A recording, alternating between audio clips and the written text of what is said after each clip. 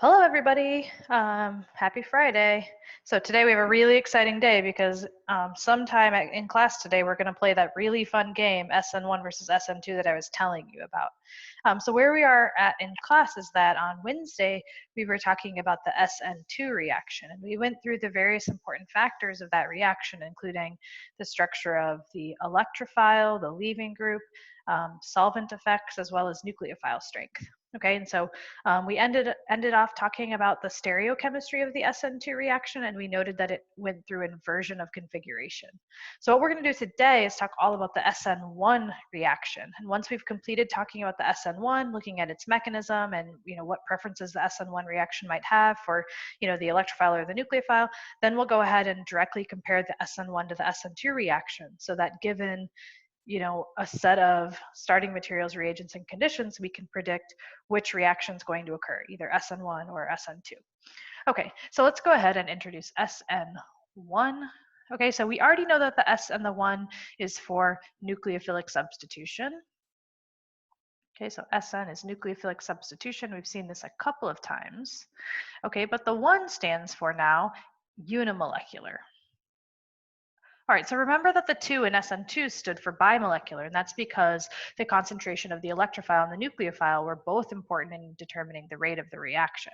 Okay, so given that this is a unimolecular in terms of the rate, we already know there must be a different mechanism, a different rate determining step, because it has a different rate expression. Okay, so we'll expect to see a different mechanism for the SN1 reaction. Okay, so let's go ahead and look at an example SN1. All right, so we're going to take that molecule and react it with methanol, CH3OH, methanol. Okay, so the first thing I want you to do is just look at this and think about, why would this reaction shown be problematic for an SN2 reaction? So what's the first thing that you notice? What is wrong with the structure of the electrophile, the alkyl halide? What is the substitution of that bromide? It's tertiary, right? And were tertiary halides able to undergo an SN2 reaction? They weren't, right? And so we can already see a marked difference between SN1 and SN2 if I'm starting as like a very typical example using a tertiary halide. The other thing we could look at is this solvent and nucleophile. So this is both the solvent and the nucleophile, okay? And as a solvent, it's polar and protic. Notice how it has that OH. It's a polar protic solvent. Okay, so polar, protic. And as a nucleophile, it's relatively weak because it's not anionic, right? So it's a neutral oxygen. Those are moderately weak nucleophiles. Okay, so there's lots of marked differences between the SN1 and the SN2 already, and we'll make a point to, expressively write those out. So we'll say the preference for SN2 is this kind of nucleophile, the preference for SN1 is this type of nucleophile, so on and so forth for each of the facets of the reaction. Okay, so the product of this reaction is still a substitution, okay? So we have substituted our halide for our incoming nucleophile. So in this case, it's that OCH3. So we made an ether. Okay, remember we could make ethers through Williamson ether synthesis in an SN2 reaction. So we can see that the products of this substitution reaction, SN1, are similar to the SN2 reaction. Okay, so we've already seen a lot of differences, just at a surface level between the SN1 and the SN2, just using this as an example. So let's look at the mechanism which will help us understand those differences. Okay, so here is the mechanism. So the first step of the mechanism is the slow step. It's the rate determining step. Slow, RDS, rate determining step. Okay, so let's think about that carbon-halogen bond for a second. So that is a polar covalent bond. So I want you to envision or imagine that at some point in time, bromine stole 100% of the electron density contained within the carbon halogen or the carbon bromine sigma bond. What would that mechanistic arrow look like? It looks something like that, right? So what did we just generate when we, cleaved that carbon bromine bond? Well, we generated a carbocation, right? And then we also generated the bromide anion. Okay, so we just generated this carbocation, and what do we know about carbocations? Well, we know a lot of things. We know that more substituted carbons better stabilize the positive charge of the carbocation, so that might account for why a tertiary halide would be an appropriate starting material for the SN1 reaction. We know that carbocations undergo rearrangements. We also know that carbocations generally give us racemic mixtures when we're generating chiral centers. So, a lot of the things we talked about for carbocations, we're now going to apply here. But we can now see a different way of making a carbocation. Okay, so previously we made carbocations through the protonation of an alkene, and now we're looking at this spontaneous leaving group departure to give us that carbocation. All right, so we have methanol in solution, and that's our solvent that will outcompete bromide as the nucleophile. If bromine or bromide rather were to attack that carbocation, we just go back to the starting material as a reversible step. Okay, so we've seen oxygen-based nucleophiles attack carbocations before. We saw that in chapter 6. So a lot of the rest of this mechanism is not super novel as it relates to what we have seen in class. Okay, so we end up with this protonated ether, and just like in acid-catalyzed hydration reactions, we'll then use another molecule of our solvent, in this case it's methanol, to go ahead and deprotonate to get to our neutral product. Okay, and this is how we get to the ether product. Okay, so formally we're still doing substitution, but we can see we go through a carbocation. Okay, and so let's think about the rate determining step a little bit more. So it would make sense that formation of that high energy, low stability carbocation intermediate would be the slow step. There is a pretty significant activation barrier or energetic barrier to forming that unstable intermediate. So that is our slow step. That is our rate determining step. So what that means is that the rate expression is dependent on that rate determining step. Okay, so what molecules are involved in that first step, the rate determining step? Well, only the concentration of our starting material matters because that's the only molecule involved in our rate determining step. So the rate expression is our rate constant K times the concentration of our electrophile. Okay, and so now we can see this is unimolecular. Okay, so the concentration of our solvent is irrelevant here, right? Or our nucleophile is probably a better way to say that. Okay, so it's the concentration of our alkyl halide or our electrophile that is going to determine the rate of the reaction. So it's unimolecular for the SN1 reaction. The other thing we can do is look at the rate determining step. Okay, so let's look at the rate, or not the rate determining step, but the reaction coordinate diagram rather. Reaction coordinate diagram. Okay, so I'm going to do this for the first two steps of the reaction. So through the carbocation. All right, so we have the energy generically, and then we have reaction progress on the y-axis or on the x-axis.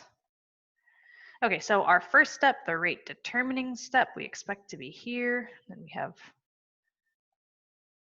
our second step with a lower activation energy. Okay, so we start with our alkyl halide. We go through this high energy, low stability carbocation, and then we get to this intermediate. Maybe I'll go ahead and fill in the other parts as well. All right, so we have this intermediate here, and then our overall products. All right, so really what I wanted to draw this for was to look at, we have these three mechanistic steps, so we have these three transition states, and we can see that this first one by far has the highest activation barrier. Right? So this EA1 is much higher than EA2 or EA3, and this accounts for the rate determining step. Okay, and then something else that I just want to remind you guys about is when formation of the carbocation is our rate determining step, and that includes in the SN1 reaction we're talking about now. As we change the stability of our carbocation, we change the activation energy for formation of the carbocation. The more stable the carbocation, the lower, the smaller the activation barrier is, the faster the reaction will be. Okay, so the rate of SN1 is dependent on how stable the carbocation intermediate would be. Okay, so let's go ahead and talk about then, what are some differences in the stereochemistry of the SN1 versus the SN2? And then we'll talk about the dependence of the electrophile. And you can already get a good feel for what the dependence on the electrophile will be because it's based on carbocation stability, but we'll formally write that out. Okay, so the first thing we'll talk about for SN1 beyond the mechanism is the stereochemistry. Stereochemistry of SN1. Okay, so we already talked about the stereochem of SN2. It goes through inversion of configuration. Okay, well, we just talked about how the SN1 mechanism goes through a carbocation, and we know that carbocations generally give us racemic mixtures. Okay, so in this way, we have a difference in stereochem between the SN1 and the SN2 reaction. Okay, so here's our example we're going to use. We're going to use a tertiary halide, and we're going to react that with water as our polar protic solvent and as our nucleophile. Okay, so let's look at the intermediate carbocation that forms. Okay, so we go through this tertiary carbocation. So remember what the hybridization of a carbocation carbon is. It's sp2 and trigonal planar. So when water attacks that carbocation, it can attack from the front or from the back. So we will end up with a racemic mixture. Okay, so we have a racemic mixture. So water could have come in from the back or from the front to give us those two products as a racemic mixture. So even though we had an optically pure or a single, enantiomer or starting material, since we went through this achiral intermediate, we ablate the stereochemistry and we end up with a racemic mixture. Okay, so you could say that the stereochem of the SN1 reaction is racemization. Okay, so racemization meaning, forming a racemic mixture, okay, from this single optically pure starting material. All right, so let's look at one more example of the stereochemistry. So let's look at this example. So let's take this tertiary bromide and let's react it with ethanol. Okay, so hopefully you start to see, there's some common trends with the SN1 reaction, which is we oftentimes have this oxygen-based nucleophile, this alcohol, that is both our solvent and our nucleophile. Okay, so you have same thing here. All right, so let's think about the carbocation that would form. So the carbocation we get here is going to be this tertiary carbocation. So when ethanol attacks, it can do so from the front or from the back. And in this case, that gives us a mixture of geometric isomers. And so we need to draw both of them because they are distinct. Even though those aren't chiral centers, we do have the potential for geometric isomers, cis-trans isomers. So the ether can form cis or trans to the existing ethyl group. And those two are unique diastereomers or geometric isomers. So we would want to draw both of those. Okay, so we've talked about stereochem. So stereochem of SN2 is inversion. Stereochem of SN1 is racemization or formation of racemic mixtures. Okay, and so the next thing that we'll talk about for SN1 is the dependence on the electrophile and its substitution. Okay, so let's go ahead and draw the same series that we drew for SN2. So we had our methyl halide, and then we looked at a primary halide, and then we looked at a secondary halide, and then a tertiary halide. Okay, so we had methyl, primary, secondary, and tertiary. Okay, so remember that the rate dependence for SN2 was that we generally wanted unhindered or less substituted electrophiles. Well, now that we're considering the formation of a carbocation and the stability of the carbocation dictates the rate of the SN1, the best SN1 reaction will be from the starting material that gives us the most stable carbocation.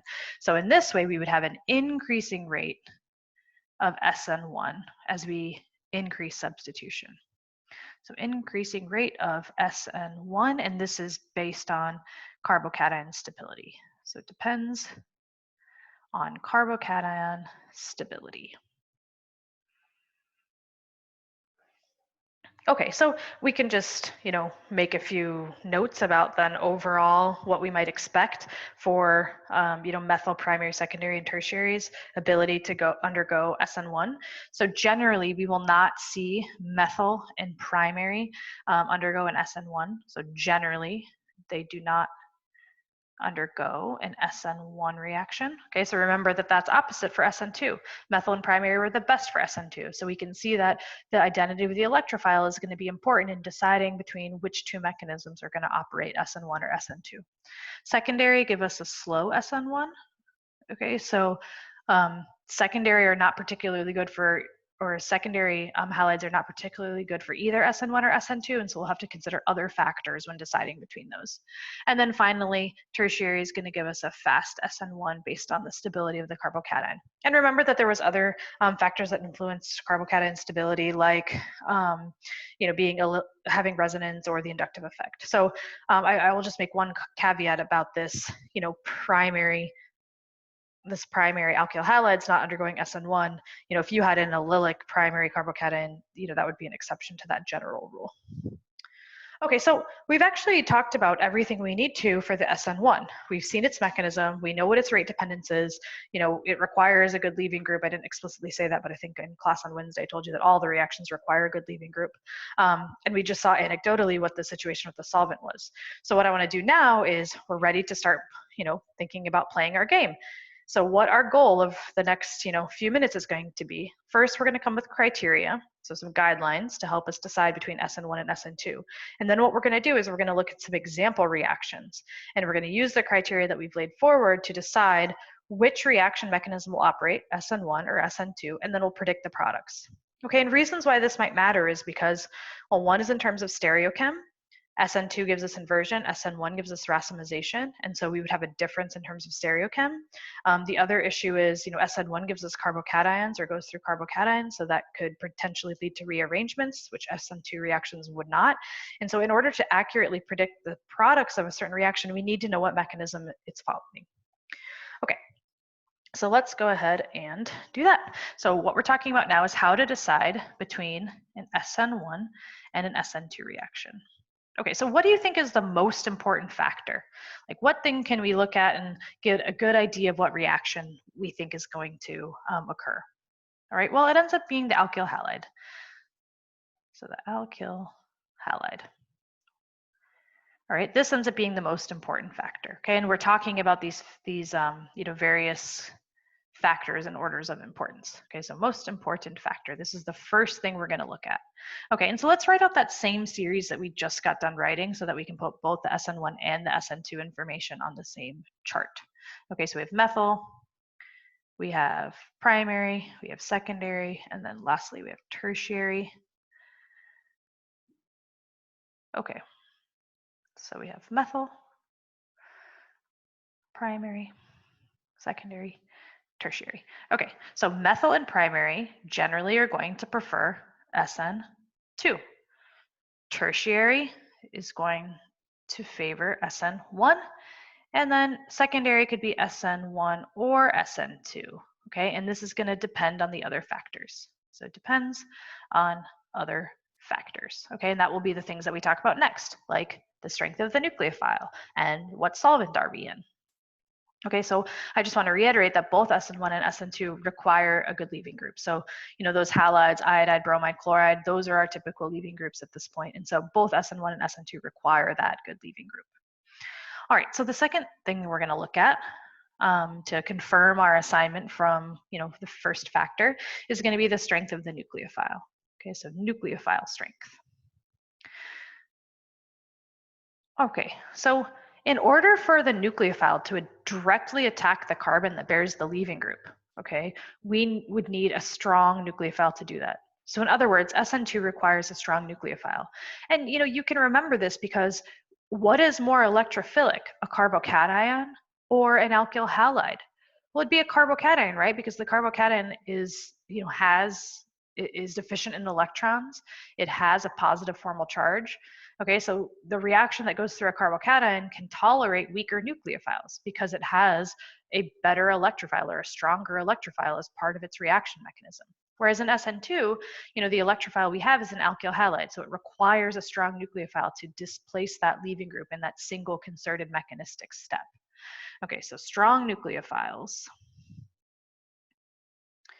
So strong nucleophiles favor SN2. Weak nucleophiles favor SN1. Okay, and it's not necessarily that, weak nucleophiles are going to increase the rate of SN1, but what happens is that if we have a weak nucleophile, it can't operate under an SN2 mechanism. And so it's kind of like, well, if SN2 doesn't happen, what else could happen? And it ends up being the SN1. So let's just make a note here that the reason why SN1 favors weak nucleophiles is because we've decreased the rate of an SN2 reaction. Okay, so that, therefore then increases, the amount of SN1 that's occurring. Okay, so we'll just remind ourselves that this is by decreasing SN2 rate. Okay, so anything we can do that, slows down the SN2 is going to then enhance the amount of the SN1 mechanism that could occur. Okay, and then the third and final thing that we're going to look at is the solvent. Okay, so we talked in class on Wednesday about, what the effect of solvent is on nucleophile strength. Okay, so let's go back then to nucleophile strength, where strong nucleophiles favor SN2. So which type of solvents increase nucleophilicity? Okay, or keep nucleophilicity high. So that was polar aprotic solvents. Okay, so polar aprotic solvents favor SN2. Okay, and that's by keeping nucleophilicity high. So keeps nucleophilicity high. All right, and then oftentimes polar protic solvents then, so like, water, alcohols, acetic acid, those types of things, polar protic solvents then lead to SN1. And again, that is by decreasing the nucleophilicity. Okay, so those are really the three factors that we're going to consider. So we'll start by looking at the substitution of the alkyl halide. And if it's methyl or primary, we'll be confident in our assignment of SN2, and we'll double check that we have a strong nucleophile and an aprotic solvent. Or if we have a tertiary halide, we'll be confident in assignment of SN1, and we'll double check that we have a weak nucleophile and a protic solvent. Okay, and then if we have a secondary halide, that's when we're going to have to depend on the nucleophile strength and the solvent to make our assignment. All right, so what I'm going to do at this point is I'm going to pull in a table from our book just so that you have another reference that says kind of the same thing, and then we'll go ahead and play our really fun game. Okay, so let's copy that over to the page we're on. Okay, so this is a table from our book.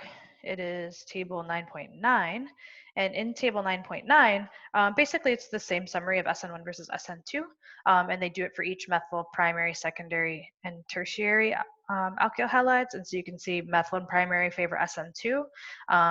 Generally, SN1 doesn't occur here, and here they mention that, exception of allylic and benzylic cations. And then for secondary, we have, SN2 is favored in aprotic solvents with good nucleophiles, which is what we said, and SN1 would be favored in protic solvents with bad nucleophiles or poor nucleophiles. Okay, and then tertiary, you can read through that. So this is just another way of saying exactly what we said. Okay, so in class we generally, I've told you, you generally don't want to memorize reactions. Well, this is a time where you probably have to memorize these rules, right? So that you can then apply them to then understand, what the outcome of a reaction is. Okay, so of course you're going to learn the mechanisms, SN1 and SN2, but in order to decide which mechanism is operating, you have to have this foundational set of, guidelines. All right, so let's go ahead and look at a bunch of examples. Okay. So the question is, does the following reaction follow an SN1 or an SN2 mechanism? And then once we figure that out, we're going to go ahead and predict the products of the reaction.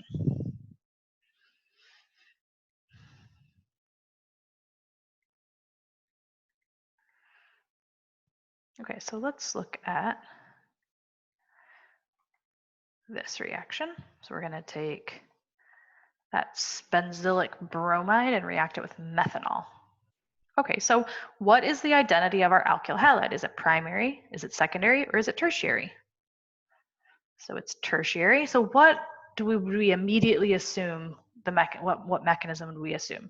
So SN1, right? So let's just make sure then, are these the correct SN1 conditions? Okay, well, what about methanol? That's a weak nucleophile, and it's a polar protic solvent. Okay, so all of those things are telling us what reaction. Okay, they are telling us that this is going to favor the SN1 reaction.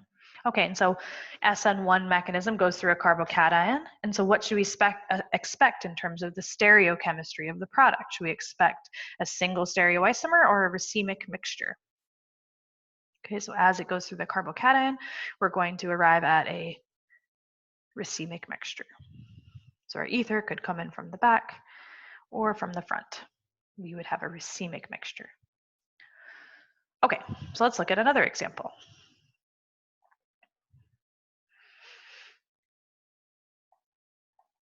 So let's take this bromide and let's react it with NaOH and DMSO.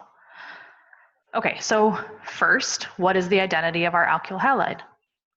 It's primary, right? So what would we assume right off the bat about this mechanism? What would, our best guess initially would be SN2, right? Because it's primary. So let's double check. What do we know about hydroxide? So that, remember, is sodium cation, hydroxide anion. So we have an anionic oxygen. That was a strong nucleophile, right? Okay, so strong nucleophile. And then what about DMSO? That was one of our polar aprotic solvents. All right, so all of those things are leading us to the same answer, which is SN2. And in this case, we don't have to worry about the stereochemistry because there is no chiral center, so we can just go ahead and predict the products of that. So we'll have a substitution product where the hydroxide has displaced the bromide as a leaving group. Okay, so we did two pretty straightforward ones. We did one that was tertiary, we did one that was primary. That was pretty straightforward. Okay, so let's look at one of those that is kind of in the gray area, which is a secondary halide.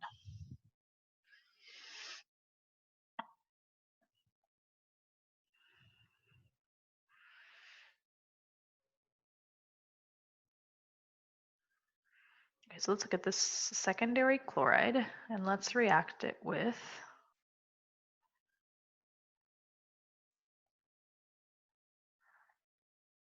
so this sulfur anion nucleophile. Okay, so that gives us a hint. So we have our secondary chloride. So remember, this is a sodium cation sulfur anion. Remember how we talked about sulfur anions being strong nucleophiles? Okay, so we have a strong nucleophile. And what was acetone? Was that an example of a polar aprotic or a polar protic solvent? So it was aprotic, right? So this will all tell us SN2. Okay, so what should we expect then for in our stereochemistry? We had this, stereo center at that position. So we have this stereo center. What would we expect in the products? Okay, so SN2 goes by inversion of configuration. Okay, so our outgoing leaving group was on a wedge. So our incoming nucleophile, that sulfur anion, attacks from the back side, 180 degrees from the leaving group. So we see inversion of configuration. We get this one enantiomer as our product. Okay, so let's do one last one.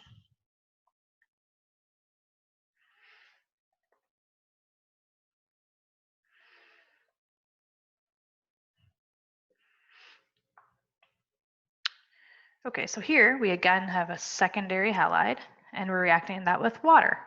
Okay, so water is a weak nucleophile and also as the solvent, it's polar protic. Okay, so what would that tell you about the mechanism? What would we guess? SN1, right? Okay, so what do you think the product of this reaction is? Which carbon should our alcohol product be at? Okay, so in this case, I would encourage you to think about what is the intermediate because SN1 goes through a carbocation. Would you expect a rearrangement here?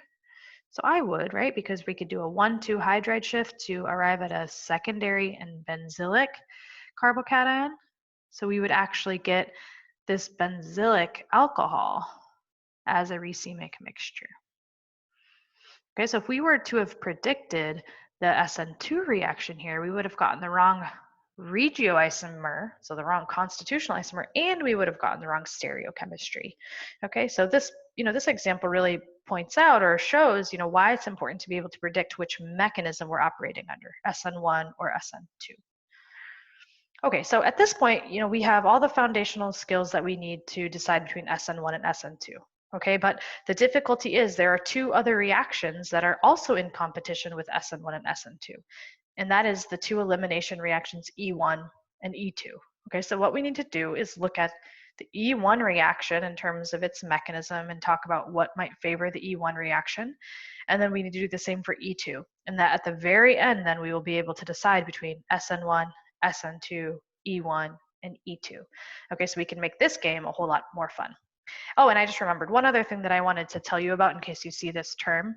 Okay, so some of these SN1 reactions we've been seeing are called solvolysis reactions. Okay, and these are SN1 reactions where the solvent is the nucleophile. Okay, so if you, like in the case of this last example we did where water was the nucleophile and the solvent, we call those solvolysis reactions. We're using solvent to break bonds, solvolysis reactions. I just wanted to point that out because you might see that or hear that term at some point. And so solvolysis is a type of SN1 reaction. Okay, so I'm going to take a break here and stop this recording as part 1, and then I'll come back in part 2 and talk about the E1 and E2 reactions.